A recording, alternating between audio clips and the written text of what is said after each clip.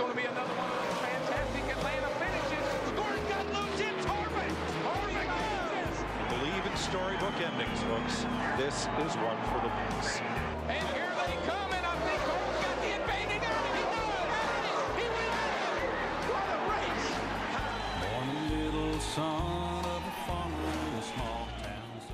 Will this be another exciting side-by-side Atlanta finish? We are 37 laps from finding out.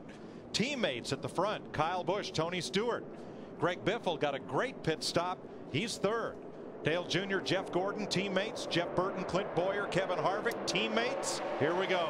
Boy, Tony didn't get off to a good start at all. He spun tires a little bit. He has not had a good restart all day long, Darrell. If you go back to that last pit stop, that last restart, he bottlenecked everybody up. 3 wide, Gordon through the middle. Somebody makes it. He got Biffle.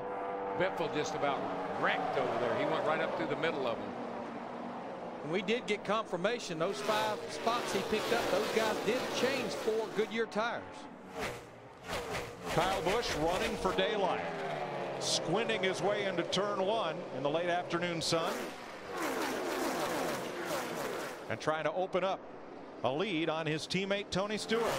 And right now his best friend is the guy that beat him in the Daytona 500, Ryan Newman, in that 12 car, who's a lap down. Matt Kenseth is at the back of this pack. He made an extra pit stop under caution, and they raised the hood on his number 17 Ford. Matt, what's up with Matt? Mike, they changed the throttle spring on Kenseth's Ford. All he said was, please, whatever we do, don't make a slight mistake and cost us a lap. This could end up being a pretty decent day compared to how it started. Yeah, because we only have 13 cars on the lead lap right now, because Kurt Busch and the 2 got the free pass when that last caution came out. Kenseth started last due to a transmission change. He's led this race, and he currently runs in 11th. Kyle Busch just ran his fastest lap of the race again a lap ago at a 30.22. Now we're getting down there in qualifying speeds. Yeah, it just keeps getting cooler, Larry, and as that sun sets, only issue now for the drivers will be one of our points. That's visibility going into turn 1. You got to watch that. Remember how Kyle hit the wall going down into turn 1 earlier today? You got to be careful when that thing swings out with you getting down into turn 1. Don't let that back end step out on you. We're riding with Dale Earnhardt Jr. Let's take a look at it as they go down the front straightaway into turn 1. Not quite that bad yet, but it's getting there. Right about there. A good bit of glare. Starting to get there with 33 laps to go. The last 10 or 15 laps this race, they'll be looking dead into it. No windshields. They're starting to pit up, so not the best vision to begin with. Probably the saving grace is this car can't drive it off in the corner quite as hard as they did the old car, so got a little more time to get ready.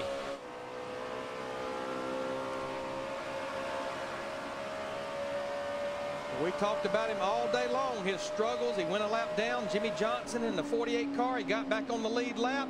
And as we anticipated, now he's worked his way back into the top 10. Probably not a race-winning car, but I'm sure they'd love to come out of here with a top 10, considering how they ran last week at Las Vegas. I think you got to give them a lot of credit for hanging in there today and not giving up on that thing, because it was about to wreck there a number of times. And Matt Kenseth, after that pit stop for a throttle spring, has worked his way back into the top 10. He and Greg Biffle in 5th place, the only 2 Fords up there. 11 just got the finger. It's a battle between Jeff Gordon in the 24, Greg Biffle in the 16. It's a battle for 4th. Montoya in the 42 is a lap down. What we just heard was that Denny Hamlin, 1 lap down, was in somebody's way. Yeah, he just sort of went across the hood of the 48 car. Boys will be boys.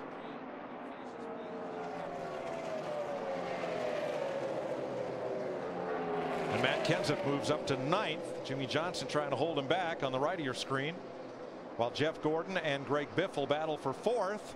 Looks like Biffle's going to win that one. It's like Biffle gave that position back just a couple laps ago, but I believe his race car is a little better than Jeff Gordon's. He'll go back around him.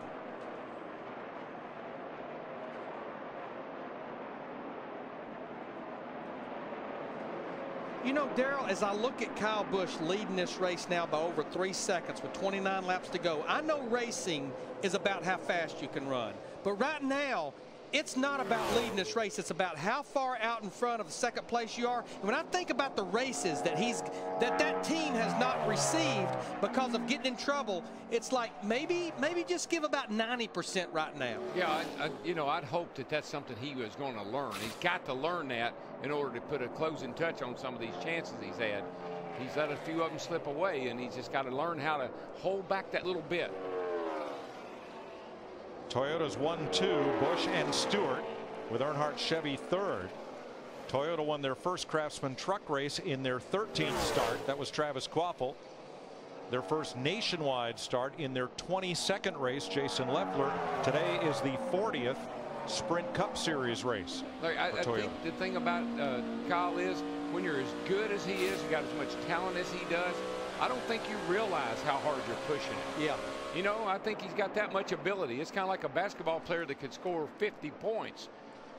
And your team's already ahead by 30 points. But this is where you don't want that wall just to reach up and grab you like it did earlier when he was going off into turn one. And this car will do that to you. This car gives you a sense of security, but if it gets loose with you, look out.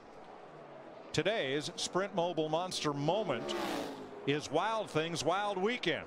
Kyle Busch started it off Friday night in the NASCAR Craftsman truck race. He got fresh tires late. Watch his number 51 go 4 wide on the bottom, way below the apron, to move up and eventually, not too many laps later, take the checkered flag. Then on Saturday, his number 18 in the nationwide race was doing his thing, cut a tire and had problems. And today, man, he is out there. NASCAR news happens fast with NASCAR Sprint Cup Mobile. Get the latest news now, not later. And that thing about that pass on the apron, it wasn't like everybody slowed down. It wasn't like he drove that thing down there under control. You know, a lot of guys try to do stuff like that, they'll wreck. He drove it under control, went right on by those cats.